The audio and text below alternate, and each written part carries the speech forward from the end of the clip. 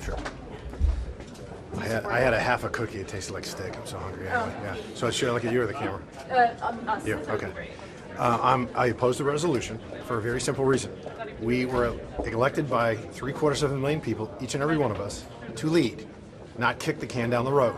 So we're here. We're in the middle of an ugly process. It's not enjoyable, but we need to muddle through it. We need to get through it as a team. There's 221 of us in there, and we need to listen to the speaker designate's position, and we need to go back to the floor and vote. Do you know how much of the conference opposes this? I would estimate 2/3. 2/3. So now, because of this ugly process, what has this party done? It has enabled the Democrats to determine the way forward, in part. Because if all 212 Democrats vote for this resolution, it will pass. If all of them oppose it, it will fail. So we're in the majority, and we don't have a say as to what happens with this resolution. It was completely up to the Democrats. That was not smart. We shouldn't be here at all because we don't have enough party discipline to select a speaker, and we need to get that party discipline and fast. If it can't be Jordan, why not go to somebody else, like Gallagher or some other member? Then if it can't, No, there's been 4 or 5 names bandied about. Right. Right now, I believe in the process. I support the speaker designate. But you're right. I don't know how much longer we go. Do we go another day, another week? At some point, if Jim can get the votes, great. He's speaker. We all know that. If not, if we reach that point, then it becomes a definition of insanity where you're continually doing the same thing, expecting a different result. We're not at that point yet, but we could get there. Is this a selfish move by Jordan to sort of essentially put everybody in limbo for a moment? Oh, I wouldn't put it that way at all. I think he's really just trying to get back to work. I mean, everybody in there, somebody asked a question, are you all ready to get back to work? And it wasn't Jim, it was another member. And everybody raised their hand. Of course we do. I mean, we were elected to do this job. We're away from our families. I want to do some good for the country if we're going to take that and make that sacrifice. So I don't think so. I'm not that cynical as to believe that. Was the conference going to vote on whether to do this resolution plan, or I still don't I understand? would like that to happen. We're discussing that now. 'Cause that would be nice to know officially, or unofficially, officially, I guess, where the conference sits.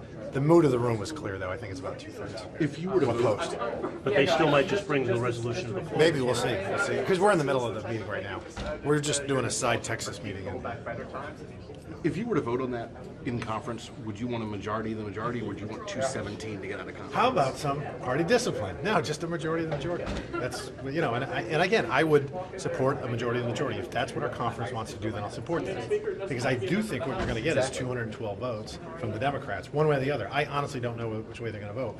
But whichever way they vote, they're going to win the day on this particular matter. At what point do you get concerned about needing to fund the government and getting the CR? Oh, we're already very concerned right now. I was concerned when Kevin was removed, and I was alarmed then. It's very chilling, and that hasn't changed. It hasn't dissipated at all. What's the, in conference, I mean, the effect of this could be that Matt Gaetz, having said Kevin McCarthy was not conservative enough, somehow dragged the House to the center. What's the mood in there? No, I think that we're splitting hairs. Everybody in there is a conservative. It's a question of what is that definition. I know that I agree with everybody in there probably 80% of the time on the big matters, whereas in the Democratic caucus, I would be hard-pressed probably to find somebody that I agree with 10 or 20% of the time. So I always take anybody in there. And the point that I made, because I only speak about what I said in there, which was, if we lose 5 people in this room, we're in the minority. We have to act as a team. We have to get through this. That's why the 8 folks that I think they made a mistake, of course, when they vacated the chair. That's behind us now. We can't continually be focused and obsessed on looking through the rear view. We have to look at the way in the path forward. I'm sorry, I walked up late, but what's your stance on this? Oh, hell no. No. Hades, no. We're elected to lead, not kick the can down the road. With fiscal matters, we get the $33 trillion debt because nobody wants to address our spending. We have Social Security that may go bankrupt in 9 or 10 years. That's what the CBO is telling us. Oh, we don't want to discuss it though because of the next election, because our words will be twisted. We have to address these big matters, and this is a big matter. This is a constitutional office.